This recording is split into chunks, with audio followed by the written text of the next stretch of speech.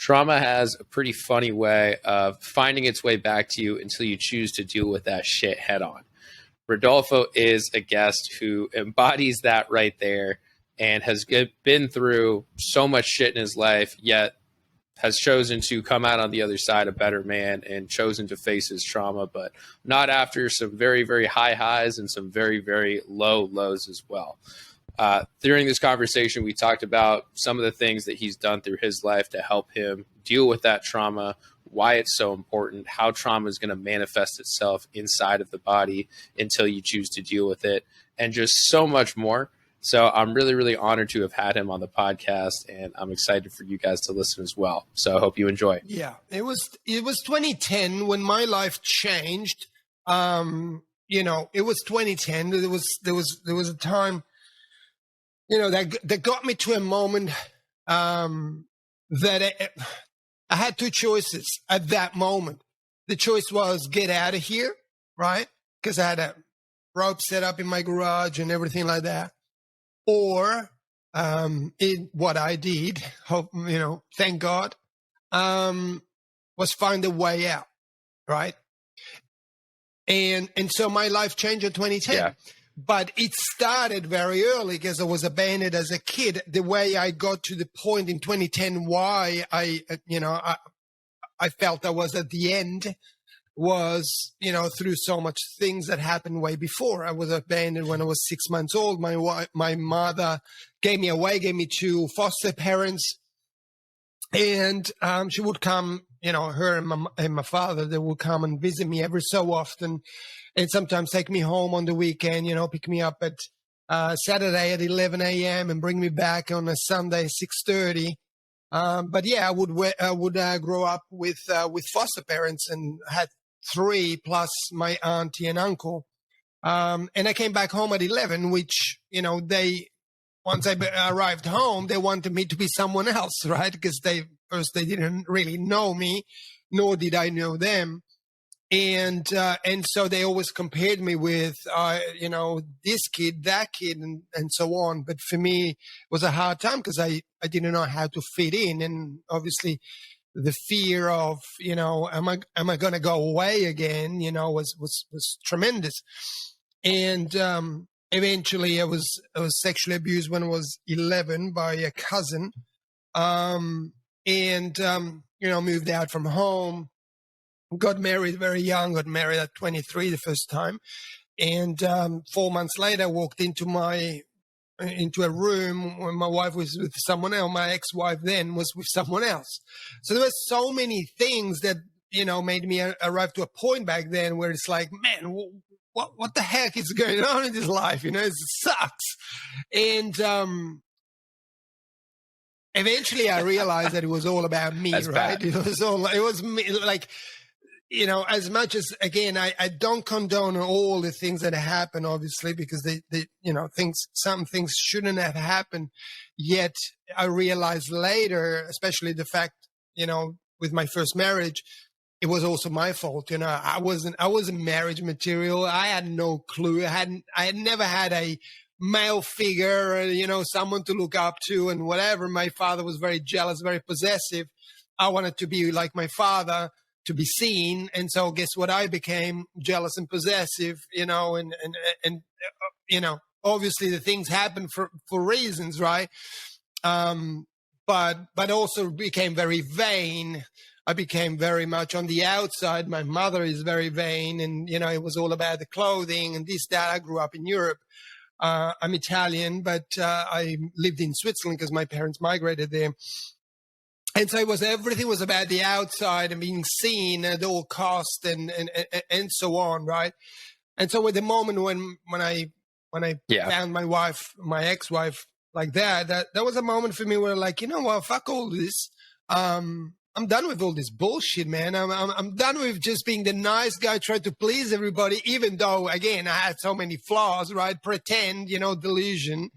I'm going to turn around, and so I became the opposite. I became very rebellious, very much involved in not good things, and eventually ended in prison. And And when I came out, I was homeless for about 3 months. And then, there was a moment like, okay, hang on a second. Something needs to change. And that's now 2001. And then as a casualty, I started to do an IT course, evening course. I had my own company, I had a construction company, but I was intrigued in this IT course and whatever, and went there with a friend. And then one night, another friend asked me to repair his computer, and we're working on his computer and whatever, and he steps away, and all of a sudden this little chat box pops up. That's 2001. And I'm like, what? And then, someone is writing there. I'm like, what the hell? So we started communicating, whatever. And it was what is my wife today, Grace, so we met on the internet. And so I traveled from Switzerland. I lived in Bern, Switzerland, and came to visit her here. And I knew, I had to make a move. But see, the move was an escape, right? The move was an escape because there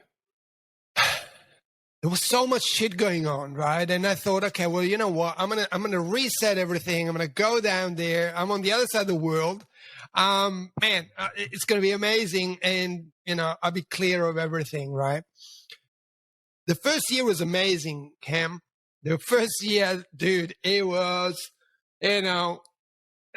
man, imagine, you go to a new country, everything is freaking amazing, the weather is okay, I'm living in this freaking massive house with a backyard going onto a golf course. I'm like, what? I lived in apartments all my life, and everything was really, really, really cool. And I remember one time, it was summer 2004, and it was I never forget that. It was a summer night. Was about 11 p.m. And I walked out of the back of my house onto the green, and there was a putting. There was with the flaggies in the golf course, right. And I would go out there and then lay down and touch with my head. I touched the flag, and I look up, right? It's beautiful, beautiful sky, summer night. The moon is out, and I see this flag above me, right? And I remember saying, man, I freaking made it. Life is good. You know what I mean? And this is it. Really a this beautiful, is life. Beautiful moment. Yeah, this is life, man. Look at me. This is freaking me, right? Yet eventually I realized very, very soon after that, I always say life served me the bill. And what I mean by that is there's no freaking way you're going to get away with shit. You're going to pay for it. For everything, you will pay for it.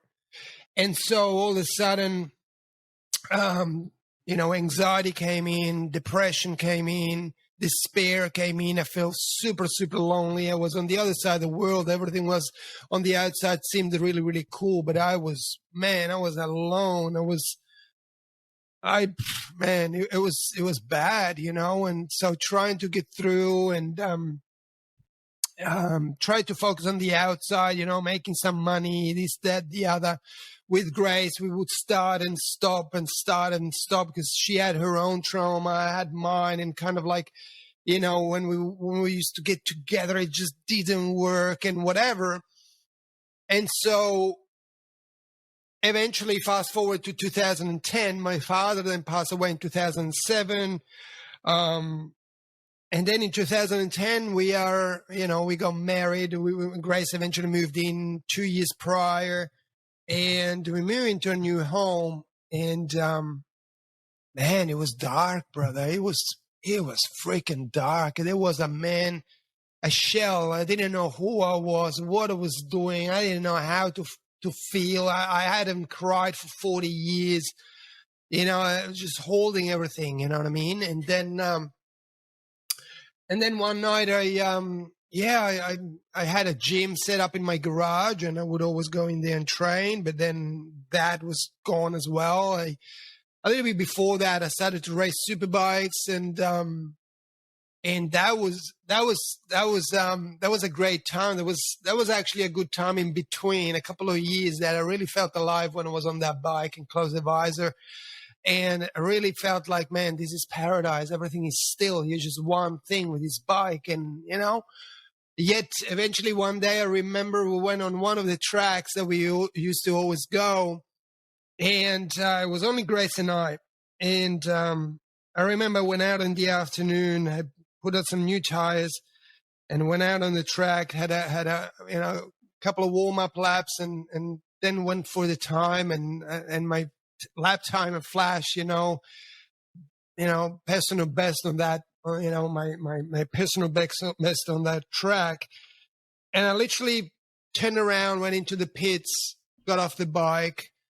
My wife jacks up the bike from the back. I get off, take off my visor and said, I'm done. I can't do this no more. My anxiety was so overpowering that it actually creeped into that moment as well. You know what I mean? And so I was getting stripped away by all the distraction, everything. And yeah, so 2010 started to contemplate my way out and go into this garage. Instead of training, I would just sit on the floor and just look up at these beams and, imagine. And one night I went in there and felt like that's the day, And I was sitting on the floor with the back of my bike because I had it parked in there. And then, I felt like that's the moment, So I got up and I turned around and we had a window in the garage that you couldn't see in, you could only see out. And on the back, and what I would see was the back of my house, which is the lounge room and everything like that. And Grace was watching TV. And all of a sudden, as I somehow silently farewell, she just burst out this massive, massive laughter. Right, just hysterically laughing about this, whatever she was watching. And there was a moment that this thought came into my mind, and the thought said, there has to be more to life than misery. Right, because I'm about to put an end to all of this. She's having the time of her life.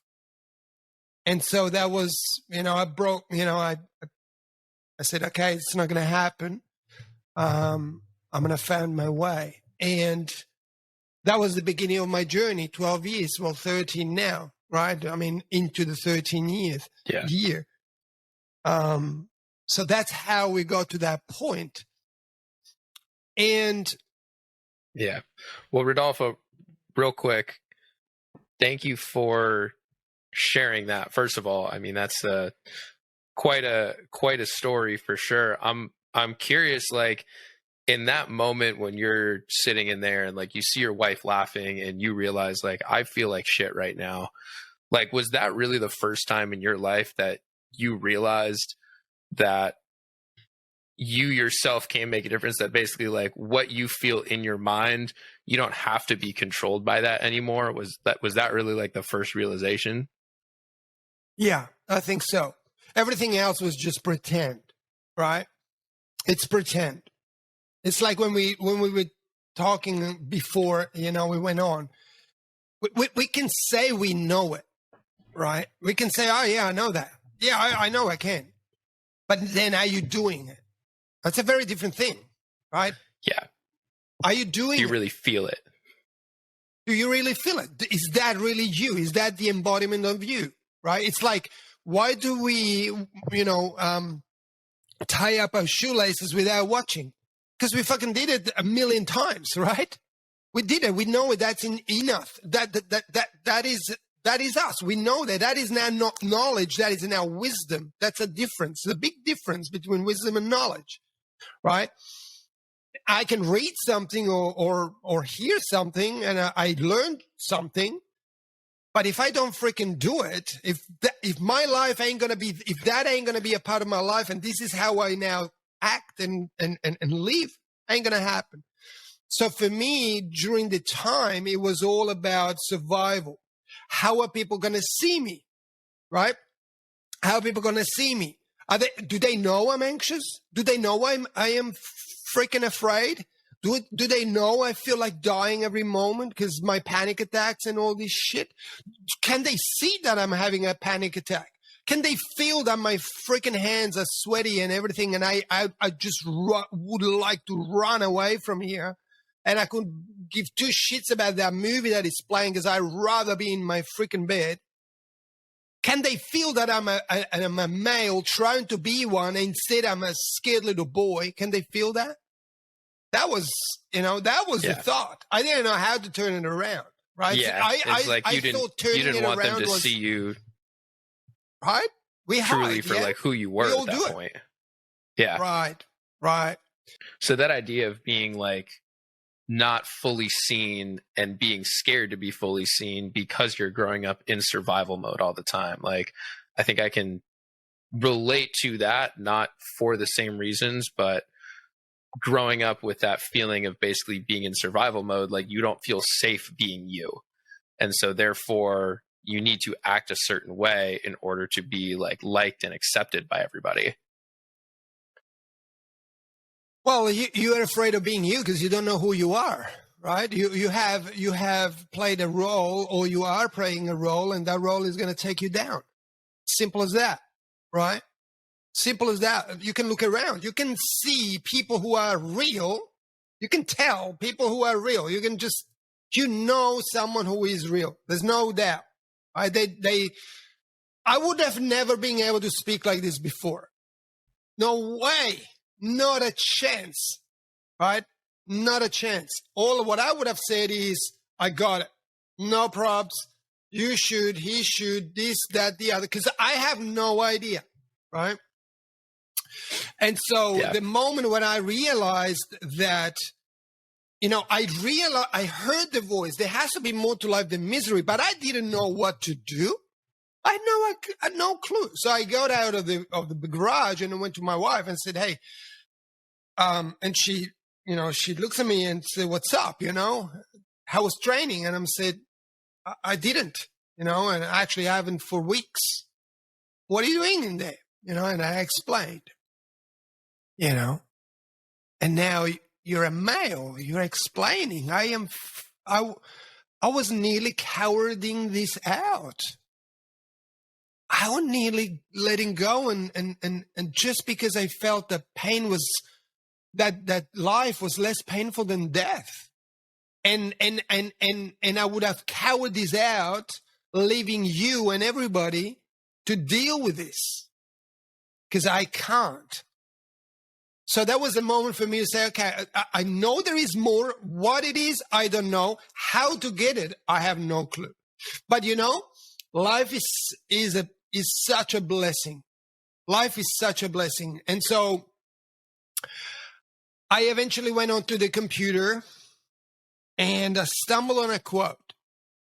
And the quote said, if you do what you have always done, you will get what you have always gotten. And I'm like, fuck. Makes sense. This makes so much sense, right?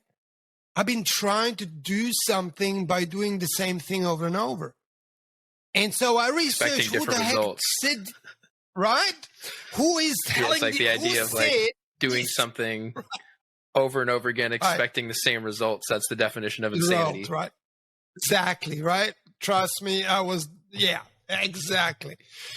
And so I'm researching who said this thing, who said this phrase, right? And I stumbled on Tony Robbins, right? Tony Robbins' quote. I'm like, Tony Robbins, who the fuck is Tony Robbins now, right? And so I research about him and I stumble on his website. Man, this is life, brother. This is no word I'm sharing with you. Everything I'm sharing with you is the truth. Hand on my heart, this is exactly how it went down. And me sharing sometimes, it always humbles me, man, because life could have gone so wrong, right? And so I stumble on this guy and I'm going on his website. This is 2010. And I look it up and And there's an event coming up, UPW, right? And I'm like, UPW. So my wife is at the front of the house, and I'm at the back in my office. And I said, Grace, do you know this Tony Robbins guy? Have you ever heard about this Tony Robbins guy? And she says, yeah. He's like a speaker. He's like an American guy, speaker, something like that, motivation, whatever. And you know, brother, that was the first time in my life, I was 41 years old, where I said, do you think you can help me? You know, it's the moment of realization, I cannot do this, man. I need freaking help.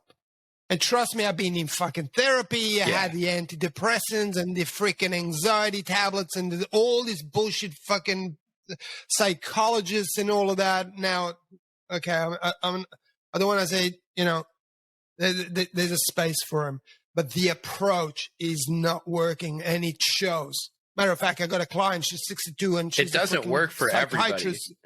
It doesn't work for everybody. And that's the right? crazy thing is like, I think people expect these things to work for everybody. Like, just because something works for me doesn't mean it's going to work for you. And like, I obviously talk about plant medicines all the time, but like, plant medicines are absolutely fucking not for everybody. Like, in no way am I advocating that everybody go take plant medicines and like this is going to solve it. You need to figure out what works for you. And that is just like, that's such a powerful statement that I think is often overlooked within everybody's 100%. Healing journeys, is like, it is not a one size fits all. 100%. You know, the important thing, especially in plant medicine, and I'm glad I'm talking with you. This is fucking awesome because, you know, we can share that. And it is so, the sacredness and the sheer power of plant medicine, and done in the right way, is so overlooked. And today, plant medicine is just this thing that people just, what else am I going to do on the weekend? Yeah, let me just go and just do this, you know. Oh, who is the guy? What is this? Where is the medicines coming from? I don't know. I'm just going to rock up because my friends are going and they say it's super cool and whatever. Dude, the amount of people I was called to take out of some fucking dark place is staggering, because people get hurt. Right? You're doing the wrong way. You have no intention. You're just going to try something. All of that stuff, mate, you better stay away from it. You just stay away from it. It's going to do you more harm than, you know, instead of calibrating that ego, it's going to inflate your ego and all of, man. So, yeah. But my journey started with Tony, right? My journey started with Tony. And I'm like, oh, man, this event coming up next week in Sydney, which is an hour from here. It's like, wow, serendipity, right? It's like fucking everything's coming on for me, right? And I said to Grace, hey, we're going to go there, right? And you think that's going to be, whatever helps, she said. I never forget. She said, you know, whatever helps. And so I booked, we went, and it was amazing. Right, I was on antidepressants, and when I say this part of the thing, I always make a huge disclaimer again. This is what I did. You don't have to do that, because it's a very delicate thing and it's dangerous. But what happened for me on the third day of UPW with Tony, I remember we got up in the morning, get ready to go back to the event, and I was brushing my teeth in the bathroom, and there was a moment where I took my pill, pop it in the mouth, grab my water. And for the first time, man, I connected with myself in the mirror. And I remember I spat out that tablet and I said, never fucking again. And I flushed all those tablets down, never took a tablet ever again. Now, again, disclaimer, don't do that because it's a dangerous thing to do. But this is what I did. Remember before we were talking about the idea behind that was the moment, right? I want to say again. Yeah, like the idea behind that, I want to talk about, like the idea of like looking yourself in the mirror. And it's funny because I remember one of the first times that I ever had any sort of psychedelic experience with mushrooms, like people that don't know what they're doing. Like, again, it was just very, very recreational with a bunch of friends. They're like, don't look at yourself in the mirror. It might freak you out. And I was always somebody who I love looking at myself in the mirror because it's like this sense of like, oh fuck, like I'm not just essentially this body, like I'm really in there. And I think that people say not to look in the mirror because most people aren't ready for that. Like they're not ready to see themselves truly for who they are outside of just this body and this natural appearance. Is like when you're on psychedelics, you see yourself for exactly who you are. What does that say? Yeah. 100%. And honestly, and this is actually a process that I get some of the participants, the ones that I feel are ready to do this, especially with Wachuma. And I don't know if you ever done that. Try to watch yourself in the mirror, if you're ready, with Wachuma, and then see what happens. You know, see what happens. All the layers, and keep watching. Don't get afraid. Just watch, and you'll see a lot of things about you. If the medicine is ready to show you and you are ready to accept, it's a very confrontive moment. Very powerful. But if you ever get the chance and you feel ready, do it. It's freaking so powerful. And it gets us to understand that we are full of shit. We have as much darkness as we have light. It's exactly balanced. And most people want to get away from the darkness. They want to be light. Everybody wants to fly. Everybody wants to be air. Well, guess what? The closer you get to the sun, you're going to burn. You know, the darkness is that the other side, but embraced. Remember non-duality, as we were talking before. If we can embrace both of them, that is when the essence, that when we come home, that's when we can live with ourselves in the most beautiful way, because we don't neglect or push away the side of us, any parts of us, but we embrace them and embody them. And that's a beautiful, beautiful thing. And so, to go back to the story, flushed down those tablets, went back to the event, finished the event, got a coach, and my life transformed. I'm like, dude, my business, took off in a way. Like, we had 42 staff, 7 figures, like driving more than $250,000 cars. Man, we were flying, right? I'm like, dude, I went through this, dude. Wow. You know what I mean? It's like, this is it, right? And yet, I think a year and a half passed, and all of a sudden I feel kind of funny.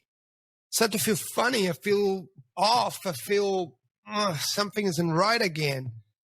And I remember I was still working with this coach, and I mentioned, like, hey, I kind of feel anxious again. I kind of feel there's something that isn't 100% right. You know what I mean? Yes, I'm super successful and everything.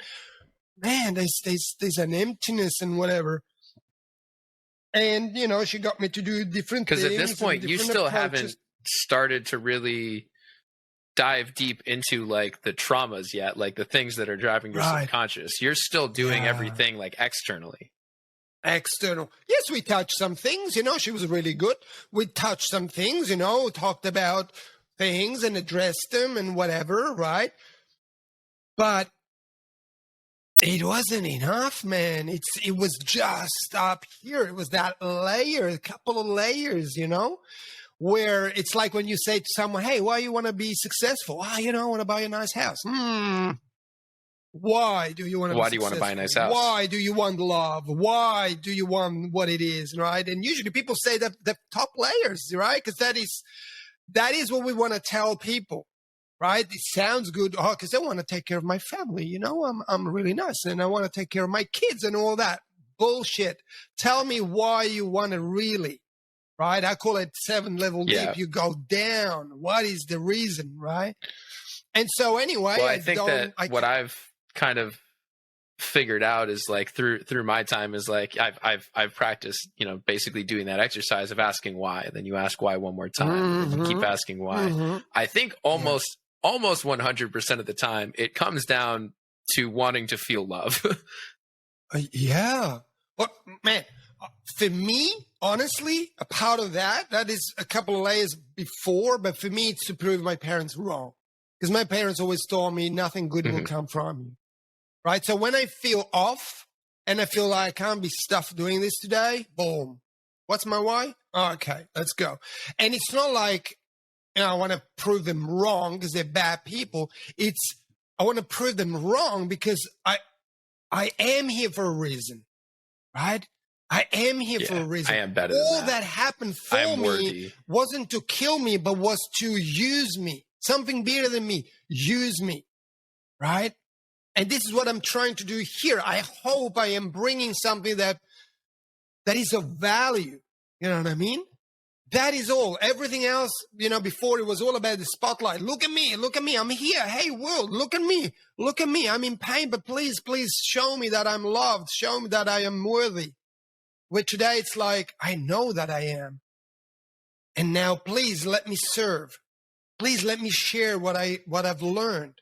You might be just a little bit, you might just have to make a little decision, a little adjustment, right? And so my coach at the time couldn't help me. She couldn't bring me to those places. And as everything happens, it always happens when you're ready to receive. People always say, "Oh, why am I not?" You're not ready to receive. It is as simple as that. And so all of a sudden, I'm listening to this podcast, driving to work, and that's when the first time plant medicine one came through. I heard a podcast about it, and I knew, wow, that is the missing link. I knew, brother. Swear on my life, I knew that is the missing link. That is what I need to do. That is that. And so, so that journey started, and was a long journey, a freaking powerful, terrifying journey over years and years and years and years. And then eventually, I did a lot of work at Spirit Quest, like I was saying before. We've done Howard Lawler, and going back to what you just said a little bit before this, real quick, about how you want to be providing value and like you want to be serving others. And I think what I've noticed is through kind of starting my journey and even, having this podcast and like writing blogs and just like about my life is like, I think when you come from that place of authenticity and like you come from like that vulnerable self, I think that you are always providing value because that's giving other people around you permission to do the same when they normally wouldn't. Yeah. Yeah. And that's always 100%. just so valuable just in and of itself, because before this portion of my life where like I really got serious about healing, I never felt like I had permission to truly be vulnerable and truly be myself around anyone. It was always putting on these different identities in order to fit in and again, like be accepted. Because I didn't know any better. That was what I had to do growing up. And so by you just doing that and literally just telling your story, like, again, that's inherently valuable. Like you know deep down that you are already worthy, therefore you can go ahead and do that, and you've already fulfilled that prophecy. Yeah, it's for me it was about the moment I got to meet me. It was a beautiful day. I will never in a million years. It was hard to get there. Oh, dude, I cried for hours. But brother, I tell you the honest truth. I don't know how your first experience with plant medicine was. For me, honestly, it was my last resort. I didn't know what to do because I now had the success, now I had everything, but man, I was broken, and I felt even worse than before I started You know, and now I had all the shiny objects, which I couldn't say, well, I don't have that. And now that's probably why. I freaking had it. I was married to most beautiful woman in my life, my hero, just now, the last couple of weeks, seeing her fucking battle through that fear, that, you know, thinking, am I fucking sick again? Is this fucking coming back to me again? As a man, you know, you want to fix everything, but you know you can't. You know you are too small. You can't do that. It's not your duty. You can't save the world. You can't save people. All you can do is provide support and hold space and shut the fuck up because you don't have all the answers, right? Let life do its course and you just be a part of it and then adjust the trajectory as you go because you can't control anything, right? It's like the what's it called? Ah, God, English.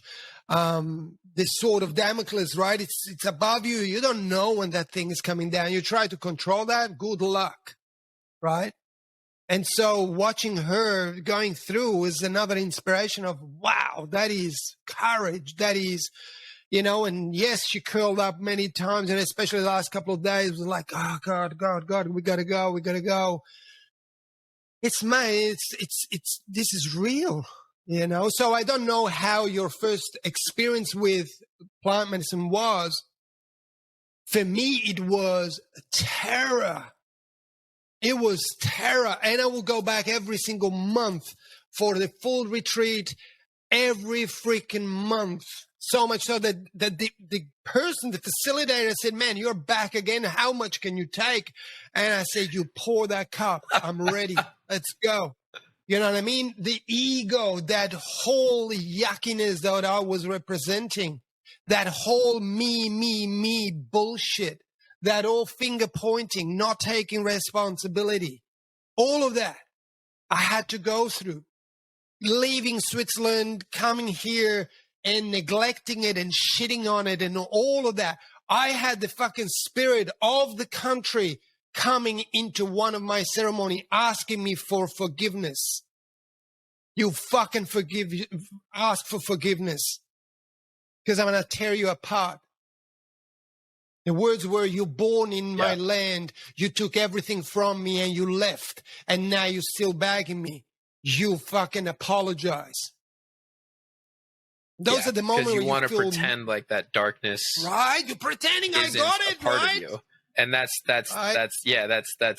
you know, again, what you were talking about, like you have the darkness inside of you, yet we always just want to see the light. We always want to show people the light, but when you neglect that darkness, it's gonna come back at some point to fucking haunt you, dude. Does it ever? Look around, brother. You walk down the road, look at people in the eyes. There's nobody home. It's scary. It's sad. Once you start going down this healing path too, and you see all these things within yourself, the amount of empathy that I think you gain for others too is astounding, because you see all of the things in you in other people immediately. It takes 2 seconds to see that them reacting and getting angry at you or somebody fucking you over is never because they actually fucking hate you. It's just because they have all this shit that they're dealing with. And so it's, you know, it's hard to hold a grudge now. I used to hold grudges. I can't anymore.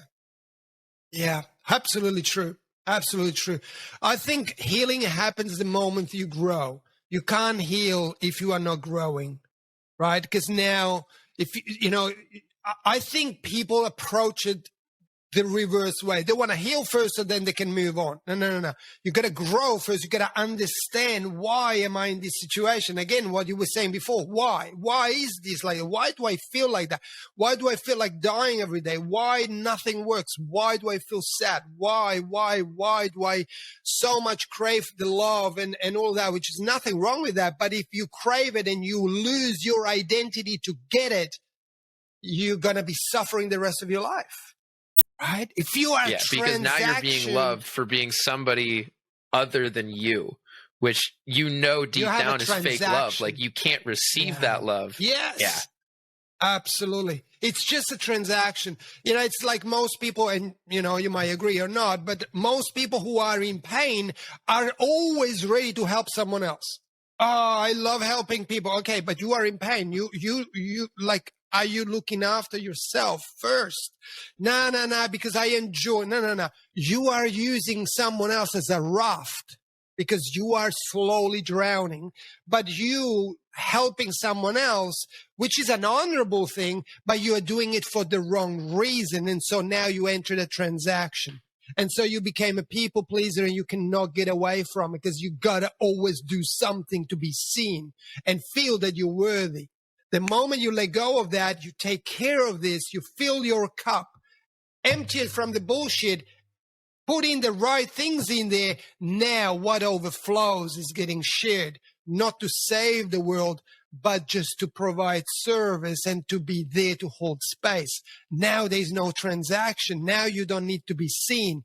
Now all you do is you just used by something bigger than you that hopefully you realized. And that's a completely different living life, right? There's no more spinning your wheel thinking, oh, I did this, but, oh, they didn't even say thank you. Oh, I did this, but if I need something, they don't come to me. Oh, hang on a second. So that's why you did it. You didn't do it to help. You did it to get something in return. So you enter that transaction, and that transaction is going to haunt you down. I think a lot of people in Buddhism confuse that idea of being the same as karma, as I do something good, therefore good things are supposed to happen to me. But yet they don't understand that it's actually the intention behind what you're doing that's actually creating the karma. It's not doing it so good things happen to you. It's just doing it because it's unconditional. Like that's the idea of unconditional love and just doing stuff. 100%. Thank you guys for listening, and thank you again to Rodolfo for coming on the Trip Sitting podcast. If you guys are at all interested in getting in contact with Rodolfo, I'm going to link to all of his information in the footnotes of this podcast. And then also, please do me a favor and like, follow, share, subscribe, rate this podcast as well. And thank you all for listening.